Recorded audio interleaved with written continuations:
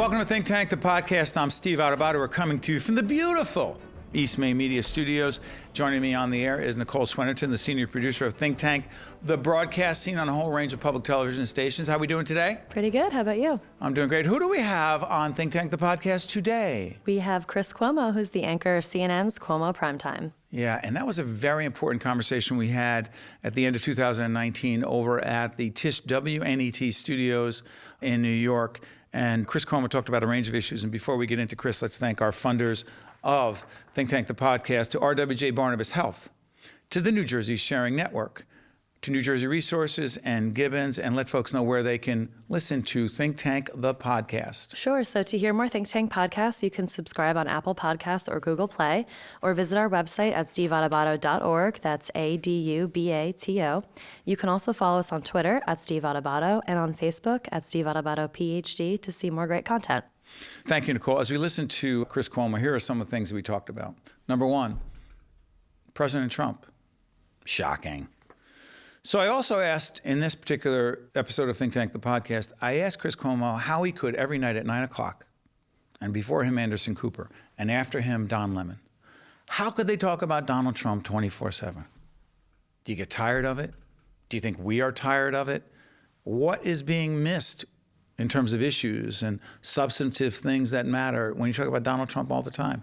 The other thing, Nicole, we talked about is the issue of media bias and the fact that the president has not only called us fake news, but he said we are the enemy of the people. By the way, as a young journalist in our business here in public broadcasting, are you offended by that? Absolutely. I think it's very upsetting to hear the leader of our country, any leader, anyone actually, to not trust the media, who is working hard every single day to just cover the news and to deliver the news to people and deliver the facts to people. So it's upsetting. It's the enemy of the people. It's very upsetting to hear that, definitely. Yeah, and Chris Cuomo talks about his view of that.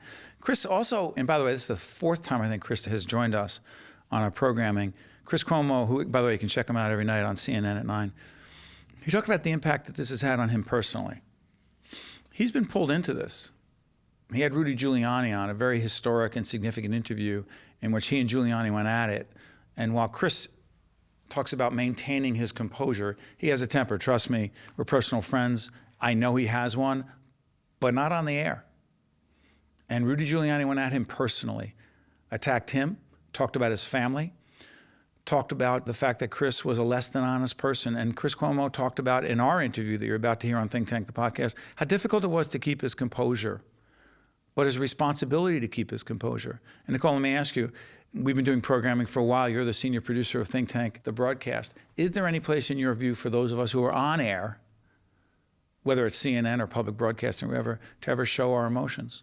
You know, I think that there is a place for it. However, you have to pick your spots. I think that getting upset when somebody calls you names or something like that is not appropriate. I think that, let's say you're delivering something very emotional, you can show your emotion. We're all human. No, I'm talking about being angry at a guest and getting into the name calling and criticizing that person on a personal level. Is there any place for that? There's not any place for it, especially when it's your show and you have the control to be able to say, this is the type of programming I would like to put out. But you also represent everyone behind the scenes and the networks that have you on the air. It's not just you. Absolutely. So I think that you need to realize that. And I think Chris even says in an interview, his wife told him that you're not the victim.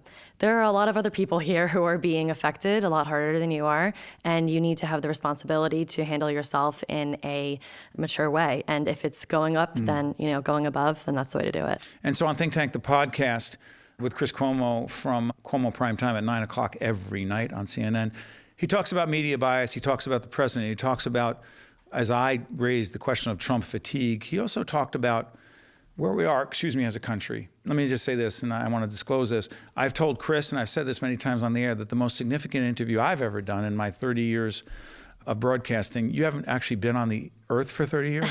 Nope. If that doesn't make me feel really old, I don't know what would. But it was in 2002 when I interviewed at the New Jersey Performing Arts Center.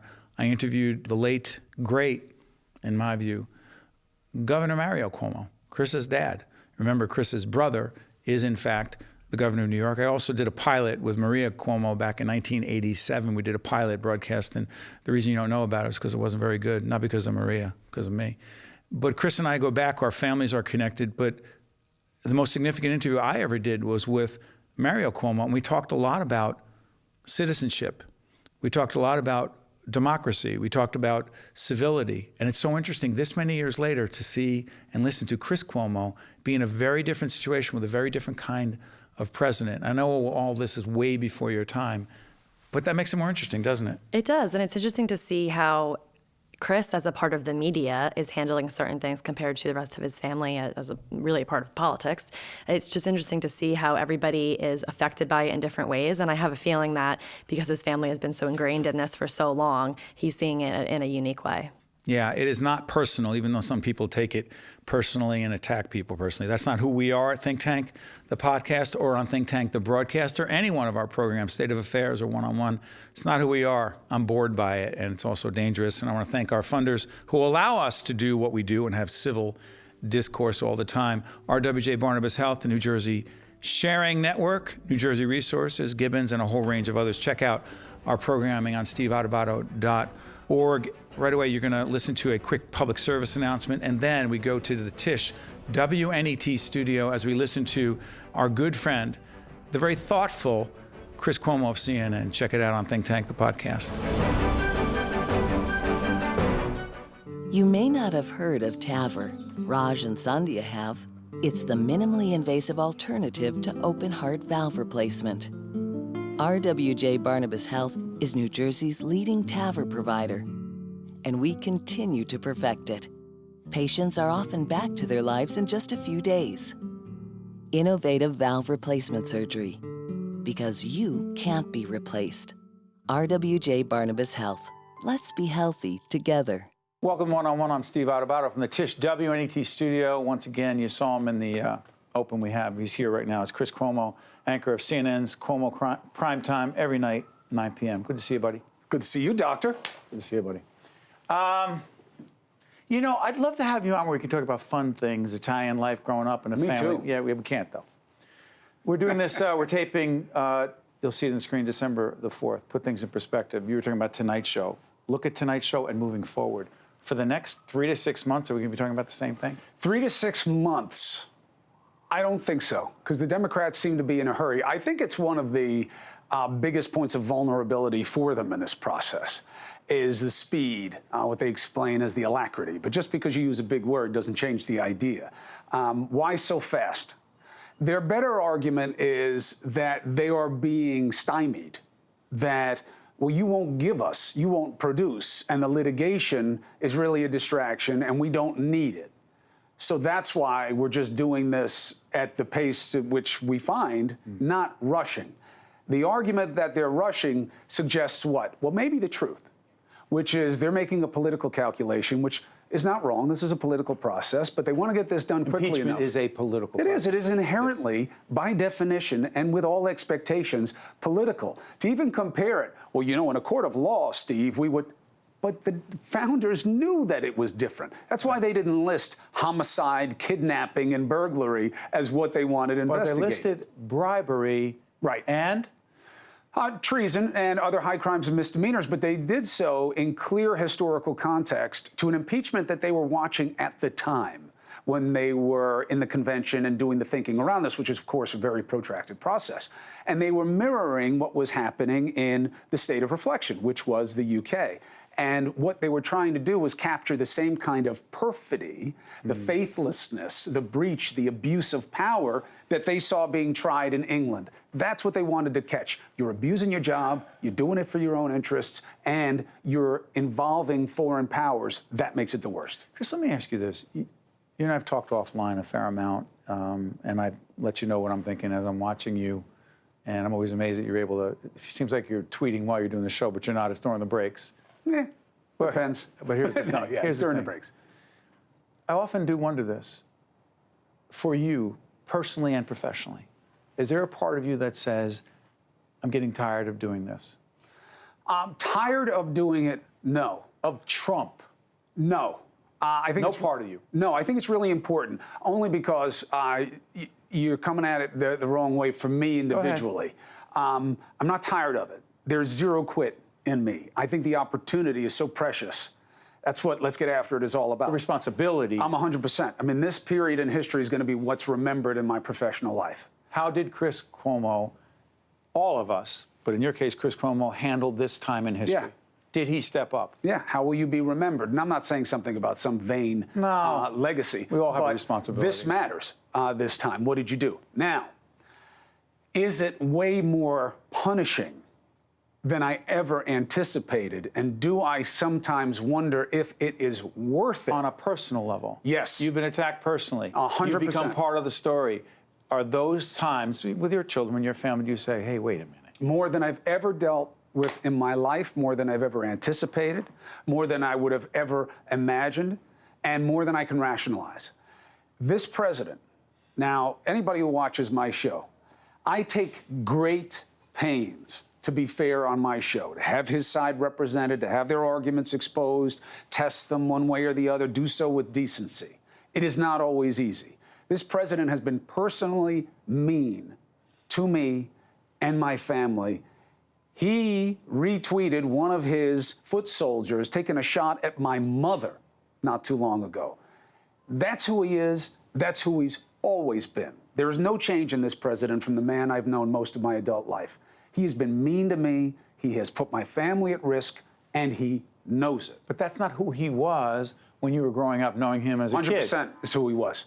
If you weren't giving him what he wanted, he would do whatever he had to do. He was rough on my father. He was rough on my brother. He was rough on local politicians. But didn't have this He was rough power. on his wives. You know, anybody who he was sideways with, I'm not saying abusive, but sideways with, he'd attack. Yeah, and that is, by the way, read Wayne Barrett and a bunch of other people who've written about him extensively back in the day. But that being said, having the power to do that as president, totally different. Yeah, because what happens is he thinks it's just a fair exchange. You know, You hit me, I hit you harder. That's right. And Chris, come on, you're tough. You're a guy. You're physical. Come on, stop being a baby. And he's 100% right, except the millions and millions of people who take what he says as gospel. You know, people say he's so full of himself. I see it the opposite way. I don't think he understands his power and his reach. When he says it's okay to call me some Italian slur and see me as the enemy of the people, now you've got millions of people who are looking at you sideways where I live. You know, I'm mostly out on the island, which is a very mixed, my family is mixed, my friend group is mixed, and you know, they're at least real conservatives and Republicans. You know, they're not all into Trump. My friends, same thing. But now my life is, thank God for my size. Thank God for my physicality. Because I see guys all the time who are looking at me like, there he is. And then I come walking in, they're like, oh, he's a little bit bigger than I thought. Hold on, then you're the enemy. Like, to them, you're not just the philosophical, ideological, politically with a certain point. No. Or just with CNN, right? No. Whatever. I've never gotten threats like this in my life. I've never had stuff sent to me online like this. My kids, my daughter getting accosted in person. I mean, this is new and bad. Now, that said, this is an amazing opportunity. I understand the state of play, and I expose myself to it. Where my wife smacks me on this is, you're no victim. You asked for this. Now, I would argue she's wrong, but that's always a mistake. I agree. Put myself in the position to be scrutinized by the president and his people. To this degree. I think it offends any sense of fairness. I certainly would never do or say anything. And that idea, Steve, alone, that I have to, as a journalist, scrupulously adhere to a standard that is above our president is laughable. Laughable. And the other thing, I don't want to complicate things, but you and I've talked about this in other times you've been here. Because your dad was such, obviously, a huge part of your life and your siblings. But for me, journalistically, I told you, the last interview I did with him back in the early 2000s, just an extraordinary impact on me as a journalist, and just as an Italian American. We've been through that. Your dad lived his public life in a very different way, which clearly influences you, your brother, your siblings, et cetera. Does that make it even worse because you come from a public family? People say, oh, it's politics. It's all the same. Everyone's nasty. This is different. I think it is offensive to public service. I think back to the days of what my father was criticized for in terms of, you know, how he took the argument to the media, et cetera, how he dealt with opposition. And look, it's all fair. You want to enter the game, you're going to get scrutinized. But everybody knows this is different. What is interesting to me is how people decide to handle it. I think it's been interesting to watch the media police its own more so than the offending parties. What does that mean, police our own? That if you get into it with somebody right now, you have a better chance of having the media come at you and say, well, he's become what he opposes, and he's just as bad as. Yeah, but since when we were on equal footing with people who have the power, who were put into positions of power and trust. I think that this time is going to be very interesting 20 years from now about people saying, well, wow, that was a real cataclysm. And I don't mean that in some scary way. I don't think that we are on the road to any kind of ruin. Well, how do we get past this? I mean, I think. Oh, Excuse me, if Donald Trump. I can't be talking to you. I'm saying you're the historian. You've seen all this stuff on the history of leadership. I'm just older than you. If Donald Trump wins again, yeah, this impeachment process plays out, and we expect, okay, fine. He gets impeached, he doesn't get removed. Because the Senate's the Senate, and the numbers are what they are. Okay, he wins again in 2020. What do you think? Forget about Democrats, Republicans. It's not how you and I view things. What do you think it means for the Republic? I think that if you look at the moves in history, you see that great change only comes bottom up, not top down. So unless you have some kind of resulting movement, either in great support of the changes he wants to bring to society or in revulsion to them, and I mean that in a very pacifistic way. You know, I mean that there's some real within the means, you know, because violence gets nobody anywhere, and it just assures that whatever you're fighting for dies faster. But I think that you see more of the same. Some people say he'll be worse than ever. I don't think so. I think if he were to win again, he'll start to become legacy conscious, and he'll start to think about, well, we got to let me start cutting some deals, because you got to remember who he is, Steve. He's not Dr. Adubato, where once he has good reason to be upset about something, he's upset until the facts change. This man is not burdened by principle other than self-preservation. So once it becomes about his legacy, he comes back to Adubato and be like, hey, look, you know, you and I had our issues. And meanwhile, he's done like the worst things imaginable to you for months at the biggest stage in the world. But I want to try to get something right here now. So what do you want? What can we do? Transactional. He is purely 100% transactional, unless he doesn't see it as good for him. Now, that's a meaningful distinction. Clinton was transactional. Very. He's getting impeached. He's cutting deals. Why? Because he thought that was more in his benefit. He could see past the pain. Trump is different how? It's all about him. So if you're coming at him, he can't see past that. When people have said, are you going to work with the House right now? What does he say? No. No way. They're going to do this? No way. Clinton took a different path. He got the highest numbers of his job performance during the impeachment process. You all right? Sorry. Yeah, I was looking forward to this interview. And no more? No, I am. I'm glad you came in. A lot of my subjects feel like that. No, real quick before I let you go, the Rudy interview. I actually remember texting you that night. A lot of people, I'm sure, did. How significant was the Rudy interview for you that night and beyond? That night, not so much. Did you know it was happening when it was happening? You know, look, you're such a great interviewer because you're an active listener. In the moment, you don't really know what something is or how it's going to be perceived. You just know where it is in that moment. But here's where the team was right. When he said, Mr. Giuliani, so quickly, yes, I'll come on, because he had been not coming on for weeks. And I thought to myself, oh, that's weird that I got such a quick yes there. And then we started to think about, well, why would he have said yes so quickly? And we guessed, oh, I know what this is. This is the window of opportunity for him to do in fulsome fashion what he's been hinting at, which is you want to talk about a phone call between the two presidents, you're missing the whole picture. The whole picture is so we prepared for the Bidens and the Ukraine conspiracy, and that just happened to be the right guess. So I was fine with it. I didn't expect the personal animus. Really personal. I've never seen the mayor that way. I have tremendous respect for him. You didn't hit him back personally. You never do. It's not what I'm about. You never do. And frankly, I don't think that's what he's about either. And I don't like being sideways with him personally or is perceived that way by his people. I don't like that. He's welcome on my show. I wish him well. I don't like to see people being investigated. But we knew it was coming. I was hoping to get him to just reveal their actual inclinations. And he did. He did. And that made a difference because we saw in an op-ed not soon thereafter that 7 holdouts went for impeachment because of what he said. Real quick, Jen, what do you want? Want me to ask you about Bloomberg? Really, this show is going to be seen in a few months. Is it still going to be relevant? I'm sorry. I don't know. I don't see it. You don't see it? Bloomberg's a lot smarter man than I am. He's welcome on the show to make the case to his He's wealthier people. than all of us together and everyone at 100%. PBS. How he made his money matters also, and shows a facet of the American dream. Yep. And the burden work. of the burden of Entrepreneur. work and being smart and being driven, all good messages. What is his path? Because he didn't have one when he looked at it the first time. What changed? Just a weak field? Perceived how? I think he's got to explain it, and I think he has to let the American people know, why me personally?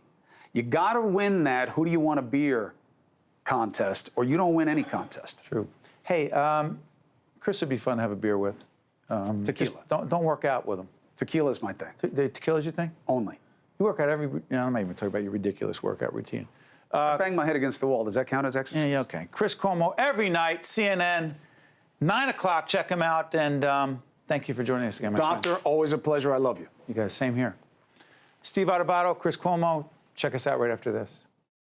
I could feel my lungs fill with oxygen, and I got my life back. The Sharing Network means to me hope, life, and everything. The Sharing Network was a lifeline to me when I really needed it. We are an organ procurement organization. The core purpose of the New Jersey Sharing Network is to save and enhance lives. To honor those who gave. Pay tribute to those who received. Offer hope to those who continue to wait. And remember the lives lost while waiting. For the gift of life.